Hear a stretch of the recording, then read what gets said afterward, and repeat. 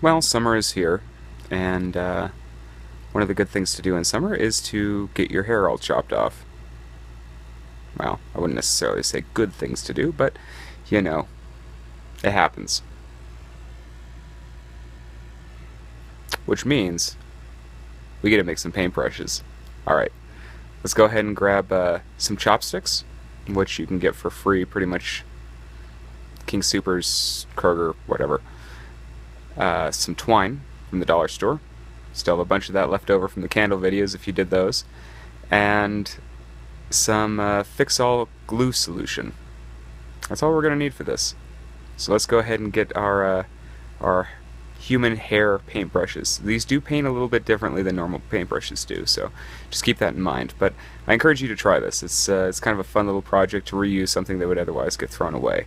And if you don't feel like getting your hair cut, most of the barber shops, Gray Clips, Sports Cuts, all those guys, they are more than happy to give you the excess hair off of other people.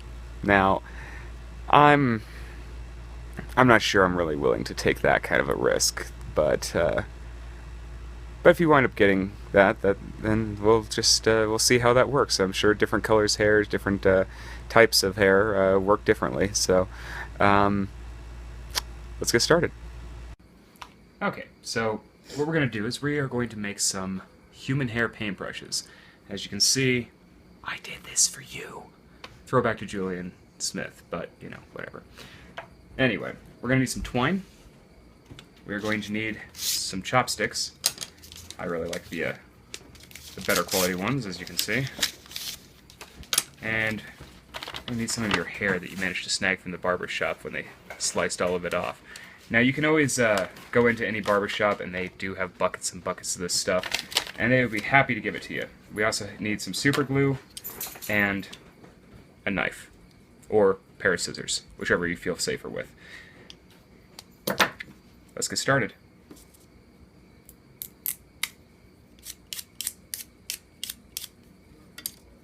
Okay, so the purpose of the knife here is to just get a little split going in this thing. Now be very, very careful, because you can definitely hurt yourself doing this. Like that. You can also just try to do it with a pair of scissors. Might be a little bit safer. Just make sure your fingers are out of reach before you go for it. And then just a little bit of pressure. You just want to get a split in there so you can actually, you know, get this to hold on to the hair. Okay, so what we want to do is we want to find a decent, you know, section that's still more or less intact. Something like this, a nice little curl.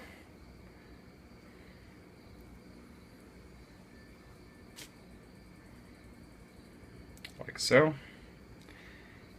And what we're going to do is we're going to take a piece of string, go around the middle of it,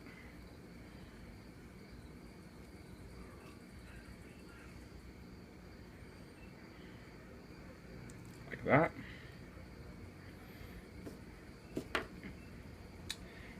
Now you have one of two options here. You can either go straight into the chopstick with the string and pull it tight so you have the hair going like this.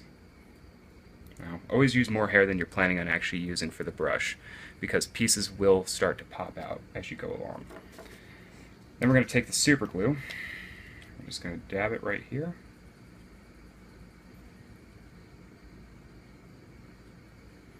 Along the bottom, so that sets the hair with the string. And then we're going to just start wrapping this guy, like so. Now, we are going to want to go back up towards the top of the hair. I'm going to pull this out of here so we can get some string going.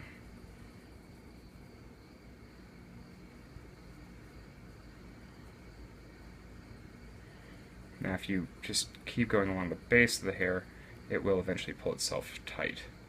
Or you can just, you know, pull it up like so, and then wrap. Make sure to wait till the super glue dries before you do this, because super glue will burn. incredibly painful if you get it on your fingers while it's still wet. So, I guess not incredibly painful, it's not like breaking a femur or anything, but you know.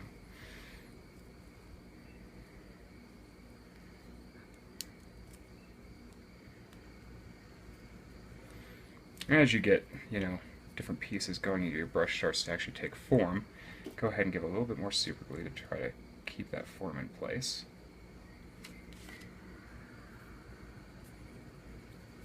We're just going to continue wrapping this down the base so that we have a nice handle to hold on to. Now, for when you're using this for oil painting, do not use Turpin oil on this brush. It will dissolve the super glue and the brush will fall apart.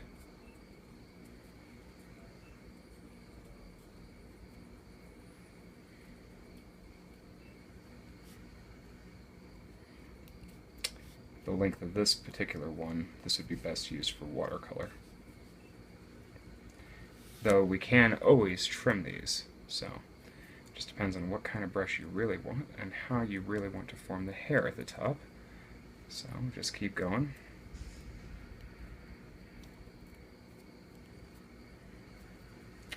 Now you can do this with a couple of different things. I mean, if you have extra foam left over, you can do a foam point brush, which I've never really found very useful personally, but I know some people use them.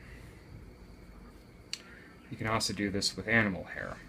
Now, it depends on the kind of dog you have. If it's a very thin hair, or if your hair is very thin, this may not work. But we're just going to go in there and hold that tip tight. Now once this bottom piece sets up, we can just go ahead and trim that off. Once you have it more or less set, and that really is set pretty hard, just go ahead and trim with the brush.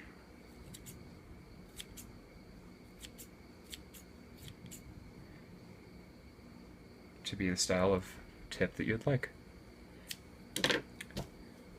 Hope this helped you. If it did, please like and subscribe. Let me know your thoughts in the comments. If you run into any trouble or if you did this yourself, I'd love to see it. Thanks. Have a great day.